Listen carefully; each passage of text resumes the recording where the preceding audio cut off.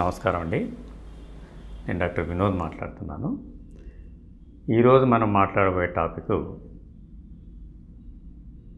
Arthritis problem. అంటే కీళ్ళవాతం అంటాము మామూలుగా జనరల్ భాషలో. Joint pains. ఇప్పుడున్న జనరేషన్లో నడుము నొప్పి, మోకాళ్ళ నొప్పి లేవు, నాకు మెడ నొప్పి లేదు అనేవాళ్ళు మీకు చాలా ఎక్కడో రేర్గా కనబడతారు. 90% ఆఫ్ ది పీపుల్, యంగ్ అనుకోండి, మీరు మిడిల్ ఏజ్, ఓల్డ్ ఏజ్ అందరినీ ఎవరిని తీసుకున్నా కూడా లైఫ్లో మొత్తం ఏదో ఒక టైంలో తప్పకుండా back pain, knee joint pains, neck pain, ఇది సాధారణమైనటువంటి కంప్లైంట్. ఈ కంప్లైంట్ నుంచి తప్పుకొని నాకు అసలు ఏ పెయిన్స్ లేవండి అన్నవాళ్ళు రేర్గా ఉంటారు. సో ఈరోజు మనము ఈ టాపిక్ గురించి మాట్లాడదాం. సో ఆర్థరైటిస్ ప్రాబ్లము, కీళ్ళవాతం అంటాము జనరల్ భాషలో. దీనికి కారణాలు ఆయుర్వేదం ప్రకారంగా వాత ప్రిడామినెంట్ డిసీజ్ అంటారు దీన్ని. అంటే 3 దోషాల్లో వాత, పిత్త, కఫము. ఈ వాత, పిత్త, కఫాల్లో వాత అనే దోషం ఎప్పుడైతే మీకు ఎక్కువ అవుతుందో అప్పుడు ఈ జాయింట్ పెయిన్స్ రావడం అనేది జరుగుతుంది. సో ముఖ్యంగా ఫస్ట్ ఈ ఆర్థరైటిస్ ప్రాబ్లంలో కామన్గా పీపుల్ వెళ్ళి ఓవర్ ది కౌంటర్, అంటే డాక్టర్ని కన్సల్ట్ కాకుండా,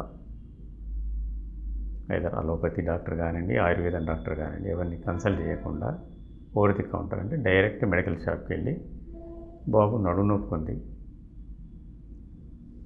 మోకాళ్ళ నొప్పి ఉంది అనగానే వాళ్ళు మెడికల్ షాప్ వాళ్ళు ఓవర్ ది కౌంటర్ ఒక పెయిన్ కిల్లర్ అంటాము, మెడికల్ టర్మ్లో NSAIDs, non steroid anti inflammatory drugs, ఈ కేటగిరీలో ఉండే ఎనీ మెడిసిన్. ఎందుకంటే అలోపతిలో ఉండే మెడిసిన్స్లో every drug has its own side effect. You take any medicine, ఏ మెడిసిన్ అయినా తీసుకోండి, బీపీకి సంబంధించింది, షుగర్కి సంబంధించింది, నొప్పులకు సంబంధించింది, జ్వరం, antibiotic, antiviral, whatever it may be, ప్రతి దానికి తప్పకుండా ఎఫెక్ట్తో పాటు సైడ్ ఎఫెక్ట్ తప్పకుండా ఉంటుంది. ఈ సైడ్ ఎఫెక్ట్ పర్సంటేజ్ అనేది ఎంత ఎక్కువ ఉంది, ఎంత మినిమైజ్లో ఉంటే బెస్ట్ అనేది మన ఇక్కడ మెయిన్ టార్గెట్. సైడ్ ఎఫెక్ట్ లేకుండా లేదు, ఆ ఉన్న సైడ్ ఎఫెక్ట్ తక్కువ సైడ్ ఎఫెక్ట్ ఏది ఉంది ఆ మెడిసిన్స్ వాడుకోవడము, అది డాక్టర్ పర్యవేక్షణలో అలోపతి డాక్టర్లోకి వెళ్తే వాళ్ళు. ఆయుర్వేదంలో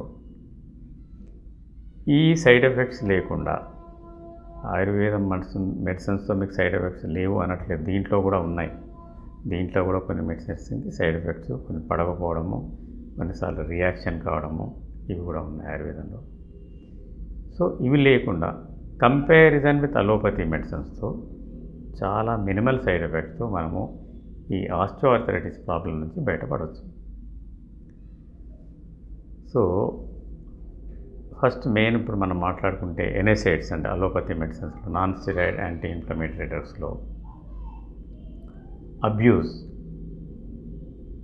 ఒక పిల్ వేయగానే మనకి అరగంట గంటలో రిలీఫ్ వచ్చేస్తుంది.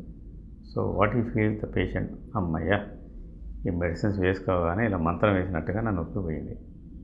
సో దాని మీద వాడికి నమ్మకం ఎలా ఏర్పడుతుంది, అపారమైన నమ్మకం. దాని సైడ్ ఎఫెక్ట్స్ ఏముంటాయి, లాంగ్ రన్లో ఏమేమవుతుంది, అవన్నీ నెక్స్ట్ సెకండరీ థింగ్స్. వాడు దాని గురించి ఆలోచించాడు పేషెంట్. ఫస్ట్ ఇప్పుడు రిలీఫ్ వచ్చింది ఇన్స్టాంట్గా, ఇమీడియట్గా. సో అది దాంతో ఆ హ్యాబిట్ అలా continue. So every time he will go to medical shop and ఒక పర్చేజ్ చేస్తాడు, మెడిసిన్ తీసుకుంటాడు, వాడతాడు, అప్పటికి అది టెంపరీగా రిలీఫ్ వచ్చేస్తుంది. ఇలా ఓవర్ ది కౌంటర్ సేల్స్లో హయ్యెస్ట్ సేల్స్ ఉండేవి NSAIDs, పెయిన్ కిల్లర్స్ ఒకటి. ప్రతి గ్రామాల్లో ఇప్పుడు మన government PHC, primary health centres అని ప్రతి ఆల్మోస్ట్ చిన్న రిమోట్ ఏరియాలో, చిన్న గ్రామాల్లో కూడా ప్రాథమిక చికిత్స గురించి పెట్టారు.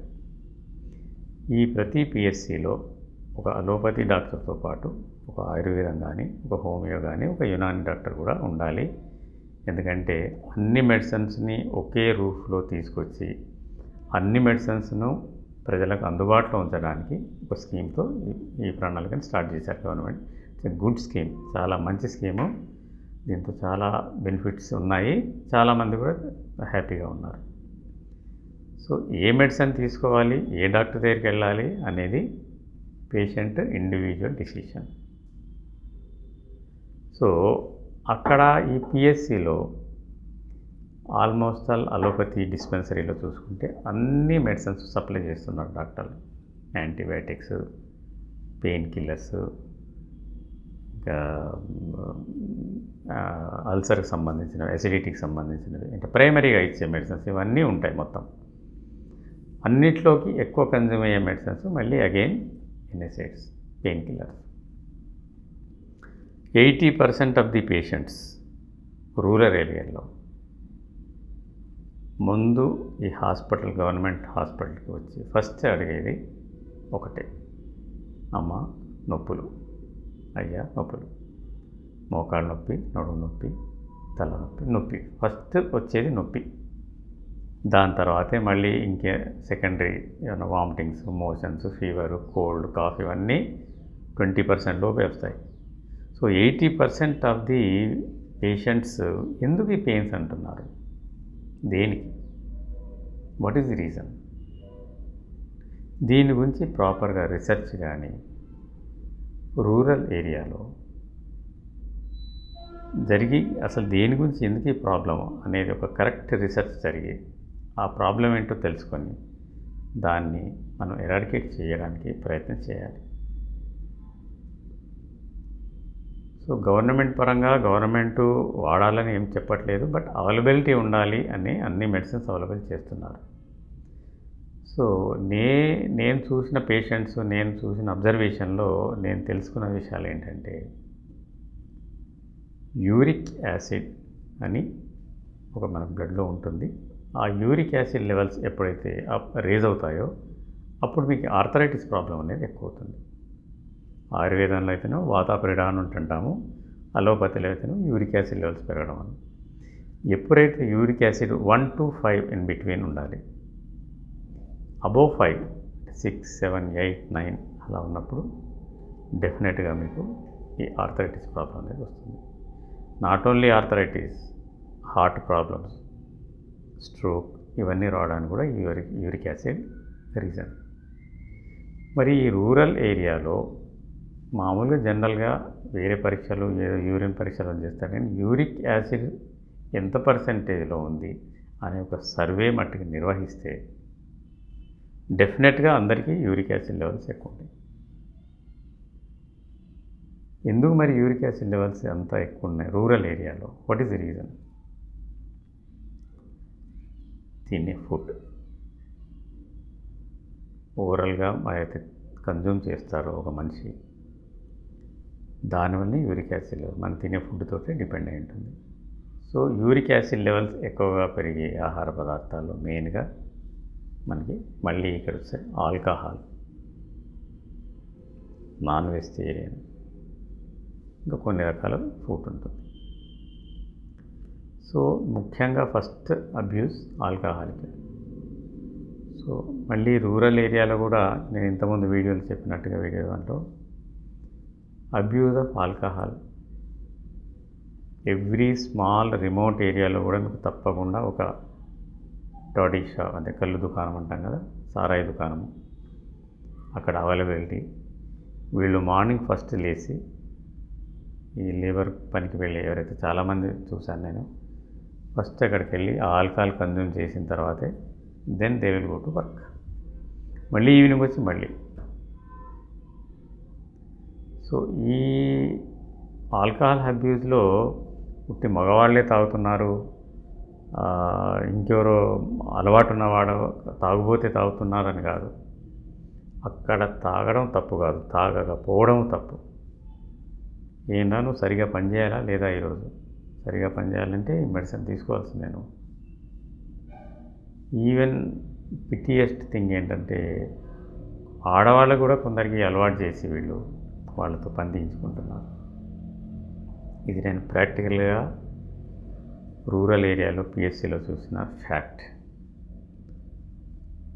సో ఈ అబ్యూజ్ ఆఫ్ ఆల్కహాల్ కంటిన్యూస్గా ఉంటూ ఓవర్ ఏ పీరియడ్ 4 years 5 yearsలో యూరిక్ యాసిడ్ లెవెల్స్ పెరగడము, దాంతో వాళ్ళకి ఆర్థరైటిస్ ప్రాబ్లం రావడం. మీకు ఏజ్ 30-40s బిలో ఉంటారు, అందరికీ arthritis problem. Knee joint pains, back pain, joint pains, అన్ని పెయిన్స్. పెయిన్ అనే వర్డ్ తప్ప వేరే డిసీజ్ గురించి వాళ్ళు కంప్లైంట్ చేయరు, వాళ్ళకంత అవకాశం కూడా రాదు. సో ఈ పిఎస్సీలలో రాగానే గవర్నమెంట్ హాస్పిటల్లో పెయిన్స్ అనగానే ఇంకా పెయిన్ కిల్లర్ ఇది వాడద్దు, దీంతో నీకు సైడ్ ఎఫెక్ట్స్ ఉంటాయి, దీంతో నీ కిడ్నీలు పాడవుతాయి, నీ లివర్ పాడవుతుంది, దీంతో లాంగ్ రన్లో ఈ సైడ్ ఎఫెక్ట్స్ ఉంటాయి. ఇంత చెప్పి ఏం చెప్పినా కూడా వాళ్ళకి దాన్ని అర్థం చేసుకోరు. Because of this illiteracy and poverty. మేము పనికి వెళ్ళాలి సార్, మేము పనికి పోవాలంటే అది తీసుకుంటే తప్ప మేము పని చేయలేము, మీరు ఇస్తారా అక్కడ డబ్బులు మేము పని చేయకుంటే అంటారు వాళ్ళు. So this is the pitiest thing in rural areas, how to control. So దీనికి ఏదైనా ఆర్గనైజేషన్స్ రూరల్గా వెళ్ళి ప్రజల్ని ఎడ్యుకేట్ చేయడము, ఏదైనా చిన్న ఫిలిం షోస్ చూపించడము, వాళ్ళకి ఆల్కహాల్ అబ్యూస్ వలన ఏమేం ప్రాబ్లమ్స్ వస్తాయి చెప్పడము, దాంతో లైఫ్స్ మొత్తం మీ ఆ పేషెంట్ ఒక లైఫ్ కాకుండా వాళ్ళ ఫ్యామిలీ మొత్తం అందరికీ ఫ్యామిలీ మొత్తం చిన్నాభిన్నమయ్యే పరిస్థితి ఏర్పడుతుంది. సో ఈ అబ్యూజ్ నుంచి బయటపడడానికి ఏ స్టెప్స్ తీసుకోవాలి, మనం గవర్నమెంట్కి కొంచెం ఫీడ్బ్యాక్ ఇవ్వడం వలన, సో దట్ గవర్నమెంట్ కూడా కొన్ని మెజర్మెంట్స్ కానీ కొన్ని స్టెప్స్ కానీ తీసుకోవడము జరుగుతుంది. సో నేను మెడికల్గా చెప్పేదంటే యూరిక్ యాసిడ్ లెవెల్స్ పెరిగి వీళ్ళకి ఈ ఆర్థరైటిస్ ప్రాబ్లం ఎట్లా రూరల్ ఏరియా గురించి చెప్పాను, ఈవెన్ అర్బన్ ఏరియాలో కూడా రావడానికి కారణము excessive consumption of junk food. ఇప్పుడు ఉండే యంగ్ జనరేషన్లో అవైలబుల్ ఉండే food, junk food, healthy food, junk ఫుడ్కి డిఫరెన్షియేషన్ ఉన్న తెలిసినా కూడా they prefer only junk food. ఈ జంక్ ఫుడ్ తినడం వలన అగైన్ మళ్ళీ ఇక్కడ కూడా యూరిక్ యాసిడ్ లెవెల్స్ పెరగడము, దానివల్ల ఇక్కడ కూడా ఆస్టియోఆర్థరైటిస్ ప్రాబ్లం రావడం జరుగుతుంది. సో మెయిన్ మన target ideal weight for a height, weight, age ప్రకారంగా నీ హైట్ ఏజ్ ప్రకారంగా నీకు ఎంత ఐడియల్ వెయిట్ ఉండాలో ఆ వెయిట్ని మెయింటైన్ చేయాలి. ఫిమేల్ కింద మేల్ కింద అని ఒకటి ఉంటుంది మన పర్సెంటేజ్, దాని విధంగా మెయింటైన్ చేస్తూ వాత పిత్త కఫ ఈ 3 దోషాలను కంట్రోల్గా ఉంచుకుంటూ, వాత ప్రిడామినెంట్ ఎప్పుడైతుందో ఆర్థరైటిస్ ప్రాబ్లం వస్తుంది, అలానే మిగిలిన దోషాలు ప్రిడామినెంట్ వేరే జబ్బులు కూడా వస్తాయి.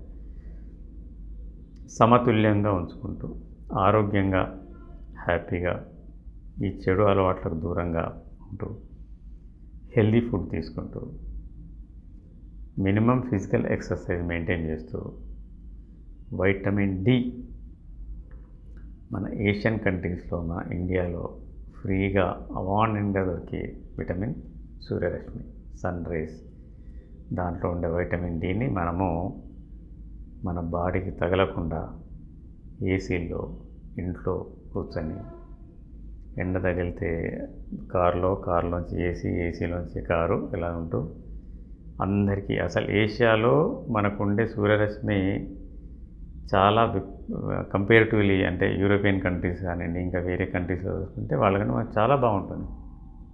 ట్రాపికల్ కంట్రీ మనది, అయినా కూడా మనకు వైటమిన్ డి డెఫిషియన్సీ ఉంది. దీనికి రీజను మనము ఎండని అవాయిడ్ చేస్తున్నాము, సూర్యరశ్మిని అవాయిడ్ చేస్తున్నాము, ఇంట్లో కూర్చోవడము, ఏసీలో కూర్చోవడము, ఆఫీస్లో కూర్చోవడము, ఎండ తగలకుండా ఉండడం. సో ఎవరికైనా ఎక్సర్సైజ్ చేయడము, వాకింగ్ చేయడం అలవాటు ఉన్నప్పుడు కొంచెం ఎండ తగిలేట్టుగా బాడీకి ఉంచుకొని ఎక్సర్సైజ్ కానీ వాకింగ్ కానీ physical exercise what ever it may B అది చేయడం వల్ల మనకి వైటమిన్ డి అనేది సమపాళ్లలో ఉంటుంది. మెయిన్ వైటమిన్ డి గురించి ఇంపార్టెన్స్ ఈ మధ్య కాలంలో అంటే ఒక అబౌట్ 4-5 ఇయర్స్ నుంచి బాగా అవేర్నెస్ కానీ దీని గురించి వైటమిన్ డి ఇంపార్టెన్స్ గురించి కానీ తెలిసింది. సో ఇప్పుడు డాక్టర్లు అందరూ vitamin D almost all every alternate పేషెంట్కి ప్రిస్క్రైబ్ చేస్తున్నారు. ఎందుకంటే వైటమిన్ డి డిఫిషియన్సీ అందరికీ ఉంది. ఆల్మోస్ట్ ఆల్ టెస్ట్ కూడా కాస్ట్లీ ఉందనుకోండి, అందరూ అఫోర్డ్ చేయలేరు. 2000-3000 రూపీస్ పెట్టి చేసే కంటే స్ట్రేట్ అవే వైటమిన్ డి వాడుతున్నారు ఇప్పుడు. సో ఈ synthetic preparations artificial preparation vitamin D వాడే కంటే వాడండి, తక్కువ ఉన్నప్పుడు వాడాల్సిందే. మనకు అందుబాటులో ఉన్నటువంటి సూర్యరశ్మిని ప్లస్ ఫిజికల్ ఎక్సర్సైజ్, దానికి ఏం డబ్బులు ఖర్చు కావు, దీన్ని మనం ఉపయోగిస్తూ వైటమిన్ డిని కూడా సమపాళ్లలో ఉంచుకుంటే ఈ ఆస్టియో ఆర్థరైటిస్ ప్రాబ్లం నుంచి మనం బయటపడవచ్చు.